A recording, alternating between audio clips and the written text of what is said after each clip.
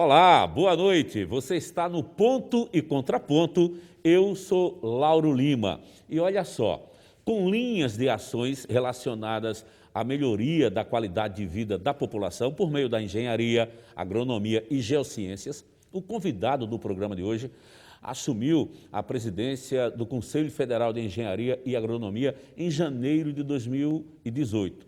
Atualmente, está licenciado por conta do processo de reeleição e está aqui com a gente hoje para falar um pouco tanto desse processo de reeleição no Confea, quanto de mobilidade urbana. Eu quero dar uma boa noite aqui ao engenheiro paranaense Joel Krieger. Joel, boa noite, muito bem-vindo aqui ao nosso Ponto e Contraponto. O seu currículo ele é vasto, é intenso, né? A gente resumiu o máximo que pôde aqui, mas olha, vou te contar um negócio.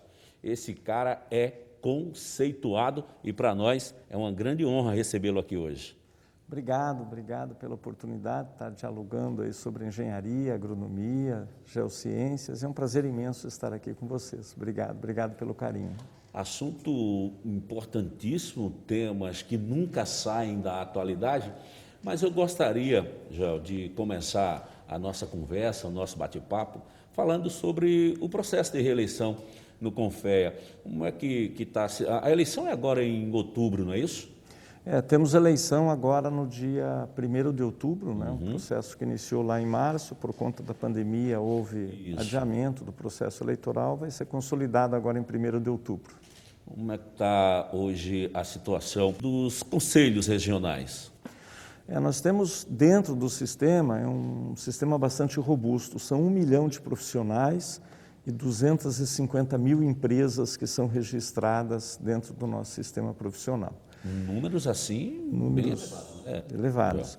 Eu gosto muito de destacar a importância que a engenharia e a agronomia teve nessa época da pandemia, né? Porque a engenharia, a agronomia, as geociências não pararam de trabalhar.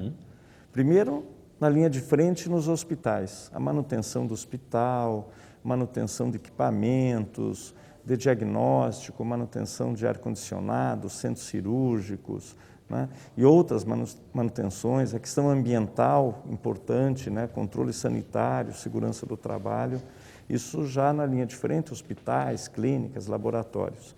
E a engenharia, inclusive, foi considerada, né, a construção civil como atividade essencial, né? Ela continuou trabalhando durante esse processo. A agronomia, o ciclo, logicamente, de plantação e colheita não pode parar, né? Então ele funcionou normalmente, tanto que agora, com a redução do PIB, uma das poucas atividades, se não a única, que não teve redução, foi a área da agricultura, né? Então, a pujança da agricultura, da agronomia brasileira, aí, fornecendo alimentos para o mundo. Então, gosto de dar esse destaque, porque a engenharia, a agronomia, a geociências, ela está no dia a dia das pessoas 24 horas por dia, né? Esse programa sendo transmitido, as telecomunicações, que foram no estresse agora na época da pandemia, todo mundo em casa, o que precisava? Energia, a engenharia que entregava, água, a engenharia que entregava, né? Telecomunicações, internet, né? Sinal de telefone, né? A engenharia entregando. Então, 24 horas por dia, trabalhando em prol aí da qualidade de vida, né? Como foi dito no início, né, da população brasileira. A gente tem que dar os parabéns ao pessoal da área médica, da área de medicina, logicamente, que estava ali na linha de frente mesmo, no contato, fazendo o tratamento, mas a segurança do trabalho, por exemplo, é uma atividade da engenharia, né? E as pessoas no dia a dia, mesmo fora da época da pandemia, elas precisam entender que 24 horas por dia, você liga a lâmpada da sua casa, é engenharia. Você abre a torneira com a água, é engenharia. Você vai tomar café da manhã, tem um pãozinho quentinho ali, é o trigo, é a agronomia, né? Você vai pegar seu carro, vai circular, se a gente tiver a oportunidade de falar da mobilidade urbana, né? É engenharia. Vai pegar o ônibus, é engenharia. Então, 24 horas por dia, né? Como disse aqui, o programa, a televisão, né? Você liga a televisão, é engenharia, né? Porque está chegando o sinal lá para a pessoa. As geociências também, A geociência, sim. A mineração, tão importante para o Brasil. A meteorologia, né? Todo dia aparece nos noticiários, a previsão do tempo, né? As condições. Isso daí é profissional especializado e a meteorologia é uma atividade profissional que está conosco no sistema Confea-CREA. A geografia, importantíssima para a gente trabalhar com planejamento urbano, com a questão espacial, ainda mais nessa época de pandemia, é fundamental ter esse conhecimento até para o controle sanitário, né, das cidades. Então, a geografia também tem um papel fundamental. Então, na realidade, as nossas profissões, elas estão, como insisto em dizer, 24 horas por dia no dia a dia das pessoas. Joel, já que você citou aí a geografia, o Confea, o sistema Confea-CREA, tem como principal objetivo a fiscalização. E eu pergunto a você o seguinte, principalmente na área de geografia, eu nem diria tanto na engenharia, mas na geografia, como é que você analisa atualmente a formação desses profissionais?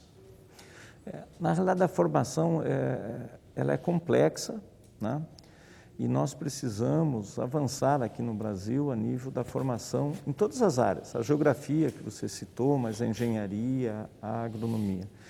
Porque nós temos, às vezes, modelos de formação que estão muito vinculados com o passado. Só que a velocidade da inovação, das mudanças, está sendo muito grande. Eu sou professor universitário também há 35 anos e eu costumo dizer que, às vezes, em sala de aula, nós temos conflitos não de 3 gerações, mas de 3 séculos. Porque muitas vezes nós estamos em sala de aula com metodologias do século XIX, com professores que foram formados no século XX e com estudantes do século XXI. Então há um conflito muito interessante, muito grande, né? Muito grande. E aí é necessário que as próprias metodologias de ensino estejam adaptadas, né, a essa nova realidade. Porque eu sou formado há 35 anos, né? Sem internet, não existia internet nessa época, não existia toda essa facilidade da informática, né? Então, se você precisava um conhecimento, você tinha que ir na biblioteca, emprestar um livro, fazer a leitura. Hoje, talvez todo aquele conhecimento de 35 anos atrás está na palma da mão do estudante no iPhone. Sem dúvidas. Então, essa inovação nós temos que trazer, né, na velocidade que ela acontece. Você que atua na área da comunicação, você sabe como evolui rápido essa questão da inovação. Então, a gente precisa também estar conectado, até porque se fala com propriedade que muitos estudantes, né, estão se preparando para profissões que eles não sabem nem que vão existir, né, daqui 5, daqui 10 anos. Então, são situações interessantes que nós precisamos ver. Então, isso vale para a geografia, né, essa modernização, essa atualização, como também para as outras áreas da engenharia, né, da agronomia, que a gente tenha essa agilidade, essa inovação e essa velocidade do conhecimento. Joel, você é professor nessa área, você entende muito bem, mas você também foi secretário municipal de trânsito lá em Curitiba e, à época, implantou um programa muito bacana chamado Área Calma. Daqui a pouco, depois do nosso intervalo, no próximo bloco, eu gostaria de conversar um pouco sobre isso e sobre a mobilidade urbana de forma geral, tá bom? Claro, com certeza. Daqui a pouquinho, depois do nosso intervalo. Até já. Muito bem, já estamos de volta com o nosso Ponto e Contraponto, hoje conversando com o presidente licenciado do Conselho Federal de Engenharia e Agronomia e ex-secretário municipal de trânsito lá de Curitiba, no Paraná, Joel Krieger. E Joel, no bloco anterior, no finalzinho dele, nós falamos sobre essa sua passagem pela Secretaria Municipal de Trânsito lá de Curitiba e o programa que você implantou, chamado Área Calma. Eu gostaria de saber de você detalhes, né? Falar um pouquinho sobre esse programa e o que isso alterou a vida das pessoas lá em Curitiba. Fantástico. A minha vida profissional, ela sempre foi na área da mobilidade. Eu, muito tempo, fui engenheiro de carreira da Prefeitura de Curitiba, depois saí para a iniciativa privada, voltei nessa oportunidade à Secretaria de Trânsito e, dentre vários projetos que nós implementamos, nós tivemos sempre uma preocupação com a segurança, uma preocupação com a vida das pessoas. Então, a gente estabeleceu algumas prioridades. Uma das prioridades é a questão dos ciclistas, das ciclovias, na cidade de Curitiba, procuramos ampliar em toda a cidade uma grande malha. E na área central da cidade nós tínhamos muitos problemas, né, de segurança, atropelamentos, né, mesmo colisões, às vezes com feridos ou com óbitos, e uma dificuldade de convívio também dos ciclistas, muitas vezes com os veículos, né, principalmente nos cruzamentos. Então a gente estabeleceu dentro da área central um conceito que na realidade é um conceito internacional. Isso. De áreas de redução de velocidade, de áreas de baixa velocidade. O conceito ele é bastante simples, você reduz a velocidade, então se limitou a 40 km por hora, né, com o controle inclusive de radares para você garantir que fosse respeitado, né, essa velocidade. E aí colocamos o ciclista também convivendo mais próximo dos veículos para ter mais espaço para o ciclista, e nós conseguimos com isso dar segurança para os pedestres, para os ciclistas e para os próprios veículos, né? Porque com a velocidade baixa, se você não elimina 100% dos acidentes, pelo menos você reduz a gravidade, né, dos acidentes. E teve resultados fantásticos de redução do número de óbitos e do número de feridos na área central de Curitiba. Ia te perguntar exatamente isso. Você teria, assim, dados para a gente, como que era, por exemplo, o número de óbitos nessa região onde foi criada a área calma, antes e como ficou depois do projeto? De plano, o número absoluto eu não tenho. A redução foi na ordem de 40% do número de acidentes, número de óbitos, né? Os números absolutos eu não tenho aqui de plano. O mais importante, você já mesmo citou aí, se não dá para zerar os acidentes, que pelo menos se diminua o número de vítimas fatais nesses acidentes, ou seja, com a redução da velocidade, você reduz automaticamente em um acidente o impacto, na verdade. Com certeza. São Paulo tentou fazer algo parecido com isso, andou reduzindo ali a velocidade em algumas artérias, deu um barulho danado, foi uma confusão. Por que você acha que em Curitiba deu certo e em São Paulo não deu?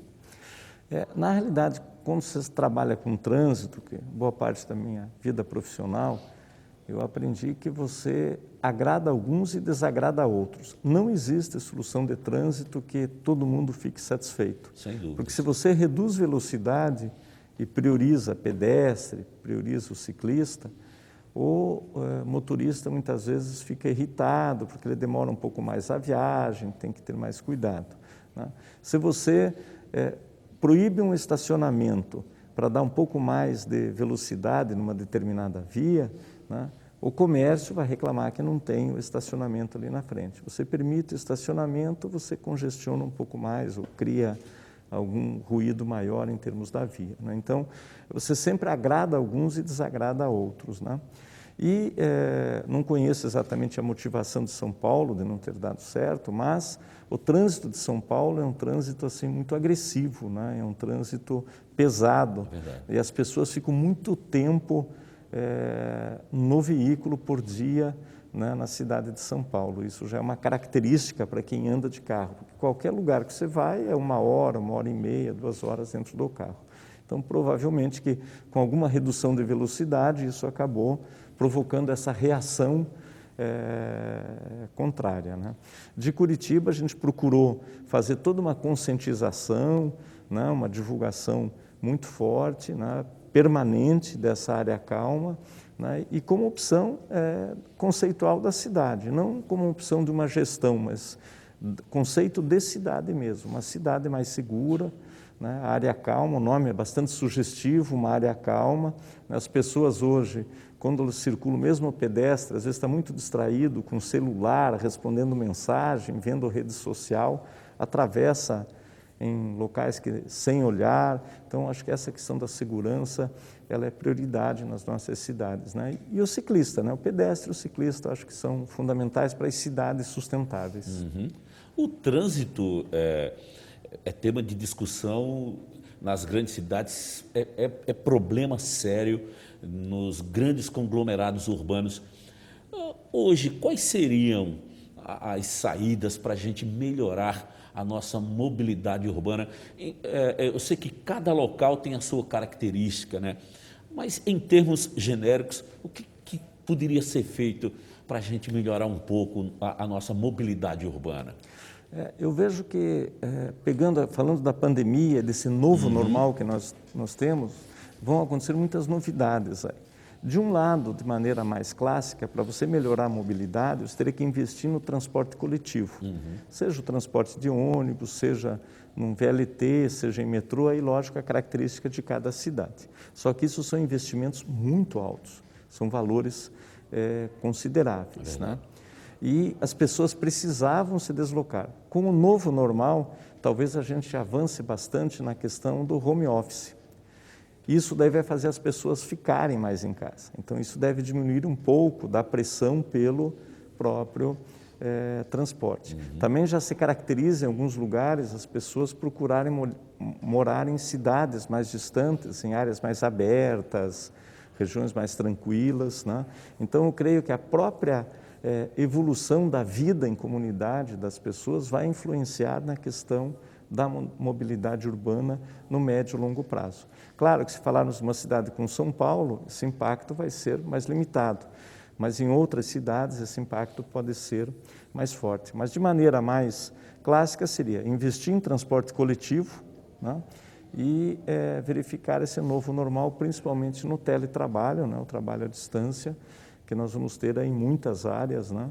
E isso vai acabar influenciando com certeza a mobilidade das cidades. Eu sempre imaginei que as cidades, elas durante muitos anos cresceram de forma desordenada e isso contribui e muito, né, para essas dificuldades de mobilidade urbana.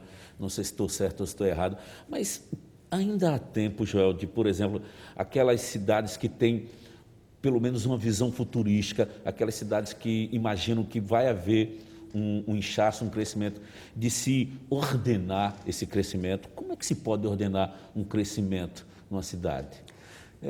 Na realidade, o Brasil sempre procurou planejar as suas cidades. O problema é que o planejamento e a realidade do crescimento populacional ficou desconectado, porque houve a saída do rural para o urbano de maneira muito rápida, praticamente em uma geração, né? A população brasileira cresceu num período muito rápido, agora nós estamos tendo uma estabilidade, né, em termos da curva de crescimento populacional, tanto que se fala que a janela demográfica está encerrando, o número de filhos médios por família está caindo, né? Isso a gente vê nas famílias mesmo. Você pega uma pessoa de uma geração anterior, normalmente tinha 3, 4, 5 filhos, agora tem um filho, tem 2 filhos. Então isso, ao longo de 2 gerações, vai mudar bastante o ritmo de crescimento das cidades. O que aconteceu é que houve um crescimento muito rápido, seja pela questão do aumento do número de pessoas pelo nascimento ou pela migração dentro do Brasil.